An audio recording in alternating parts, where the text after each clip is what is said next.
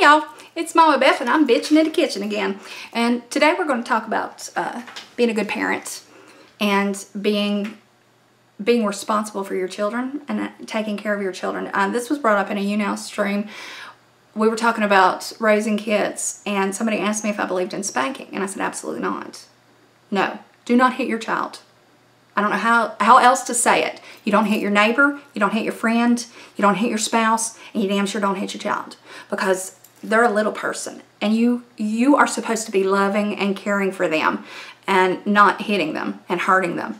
And if you don't know how to get them to behave any other way other than to hit them or use violence, then maybe you need to look at how you communicate with your child. You need to get down on their level and you need to learn how to talk back and forth. Find out what they're thinking and you teach them. You don't teach children by hitting them. We don't hit children in school. Teachers don't hit children anymore. We found out a long time ago that doesn't work. You know, all it does is instill hatred and fear, and violence begets violence. And yeah, it says in the Bible, spare the rod, spoil the child, but frankly, I don't believe in a lot of stuff that the Bible has to say on things. I think they were old, outdated opinions. The Bible also says turn the other cheek. So a lot of people don't do that either. The Bible says a lot of things that contradict. Children, it also says children are to be treasured. And I think people need to stop advocating for being tougher on kids with violence, with hitting and spanking and all that, and start talking to your children. We know that cognitive development, before age 4, children learn about 80% of all the knowledge that they need emotionally, intellectually. It's all there before age 4. And then after that, it just adds on, and we grow and we learn. But what happens to us as children stays with us. I take care of adult patients who still have PTSD from their childhood, you know. And people say, oh, I was spanked and it didn't hurt me and it taught me a good lesson. Well, fine and dandy, you turned out great, but don't hit your children, because they may not. Everybody's different. And, you know, there are people who come through war-torn countries and they manage to be okay and not have so many problems that they can't function. Then there are other people who are in the same situation and they're torn apart. They can't make it. So let's just not hit children anymore, okay? I don't want to hear any more arguments about it. I don't give a shit if you were hit and your grandfather was hit and that all your children should have been spanked and they turned out beautifully. I don't want to hear it. Just don't hit children. Don't hit anybody. Quit hitting people. You know, I have literally told parents who are like, we can't get our kid to do anything, and we spank him and it just doesn't do anything. It doesn't feel it. Well, quit hitting. You know, if the spanking's not working, well, obviously you're doing the same thing over and over again and expecting a different result. What does that say about you? You're an idiot. Yeah. And if your child only obeys you because they fear you, is that what you want? Do you want to be feared, or do you want to be respected? Because we respect people that we admire and love. And if you're going to be a good parent, you need to be someone that's a role model to the child, and you need to love them. You know, a parent is the #1 person in a child's life.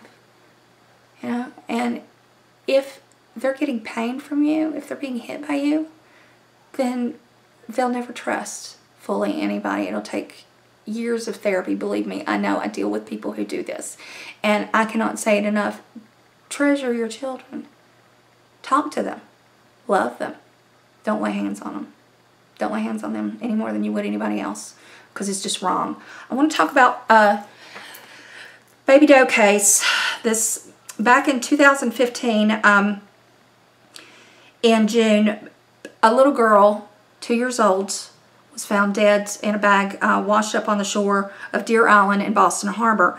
Now, this case got national news, and I followed it pretty closely. It turned out that the mother and the boyfriend, McCarthy is his name, they're both heroin addicts. She'd been abused as a child severely, to the point where she'd been in I think dozens of homes by the time she got out of the system.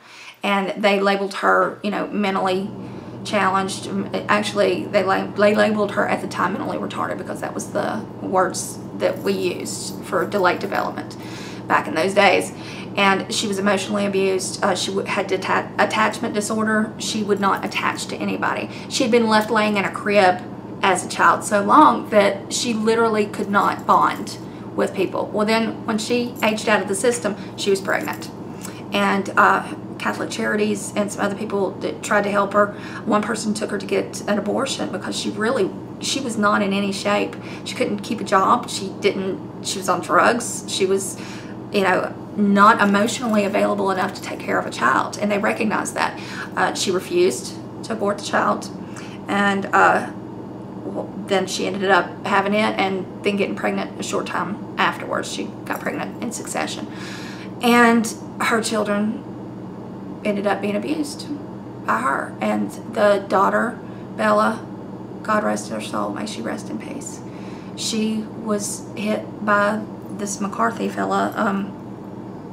I'm so angry I can't even talk. His name is Michael McCarthy, and he was found guilty in the death of the daughter. He had punched the child, the 2-year-old child, so hard that she bounced off the mattress and killed her. And then the mother helped. She was charged with accessory to the fact, and I just don't understand how you do that. I mean, they were both on drugs, and supposedly they were both involved in Satanism, and he said she was a demon and all this stuff. I don't know whether that's acting for the court or what, but what I'm trying to get across is she was raised, abused, and failed by the system. And then, of course, violence begets violence. We do what we know. And all she knew was to leave the children and neglect them and, you know, hit and knock and do whatever. The little boy, the brother Eddie, was found in his crib by the social worker, who hadn't seen the child in months, but the mother had been posting all these pictures and videos and stuff on Facebook. Facebook's the new milk carton. Let me tell you, you know, you used to see kids on milk cartons all the time. Have you seen me? And now it's on Facebook. Have you seen this child? Do you know this child? Do you remember her? Well, I love that social media is working to help children. I really do. Because the instances of child abuse are astronomical. You know, not just physical, emotional, but sexual as well. And what I want to get across, if you see something, say something. If you see a kid that's being hurt or with bruises, or they say something to you, or you notice behavior that it just isn't right, or if you notice that the parents, the way they treat the child, and if you see it, for God's sakes, call social services. You can do it anonymously. You know, we need to get children out of the hands of people who aren't going to take care of them and love them and treasure them. You know, and it's like a pendulum that swings back and forth. When you have a high profile case, everybody gets, oh, we've got to save the kids, you know, get them out of the parents' care, and, you know, put them into foster care. And then it kind of goes the other way. Oh, get them out of foster care, reunite with the family, teach the family better. Well, you know, you can't sweep everything with the same brush or with the same broom. You can't say that these children who say have 2 parents, one's an alcoholic, the kids may be fine. The kids may be okay, there may be no abuse. But then another situation, children with one parent who's an alcoholic, they may need to be taken, okay? The first family, you would get into therapy and addiction treatment, you know, and family counseling. But the second, children just need to be removed, taken. You know, we cannot fail our children, okay? You hear the children are the future and all of that, and it's the truth. What kind of a world are we leaving if the people in it are violent? And let me tell you, I've counseled criminals, people who are in jail, and what they all have in common: violence and abuse in their background, in their history, childhood trauma. Everyone that I ever talked to. And you can read different case studies like I did, and I have, God knows how many I've read on criminal behavior and things like that. So they all have abuse. There's all abuse, And then second is drugs. So we need to stop raising future criminals. We need to start taking care of our kids. We need to take care of the parents who need help.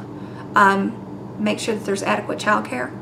Make sure that people are seeing those children. Remember, preschool is one of the best ways for a child to be seen on a regular basis. They get seen every day. And that way you can identify abuse. But let me tell you, argue with me. Somebody argue with me about how wonderful it is to beat your kids, and we're gonna tangle.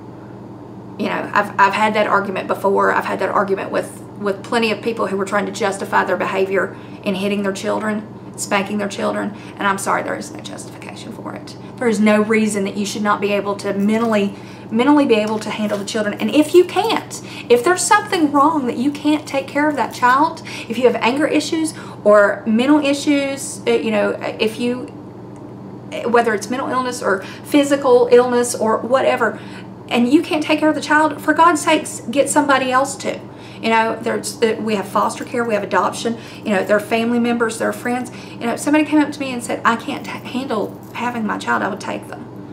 I'd say, here, give them to me. We'll work through the system, do whatever. You know, CPS is there for a reason, and we need to stay on them to make sure that children don't slip through the cracks like Baby Doe, because that beautiful little girl's gone.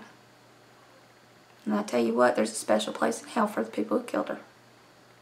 And yeah, the man McCarthy might have done it, but the mother, she was in on it. How could you watch your baby be killed and not go directly to the police? How could you allow somebody to systematically abuse your children? The disconnect gets me. And as a mother, it breaks my heart to know that little girl was abused, and the little son, he had been in the crib so long that he didn't have any hair on the back of his head. He was filthy. And the only way that he was found was that the social worker who came by asking yet again to see little Bella and little Eddie. The mother said, they're not here, they're out. And then she heard a child crying upstairs, and she found the little boy. But the little girl had been missing, and the only way they found that out was that, as I said, both people were on heroin, the mother and the boyfriend, and heroin users, and she slipped up and told somebody that he had killed her baby. So thank God that they've been caught. I wish the sentences were longer. I wish the sentences would never end for people who do that, because they don't need to be around anyone, much less children. But that's what I got to say on this, and if you agree with me, then you're welcome to leave a comment below. And if you disagree with what I say, you can make your own damn video and tell people how great it is to beat your kid. Alright? I'm going to go get some more work done. I just got done making Nutella brownies. That video is already uploaded. I'm going to upload this one. Y'all have a good day. I love you, and you love yourself. And you damn sure better love your kids. Bye.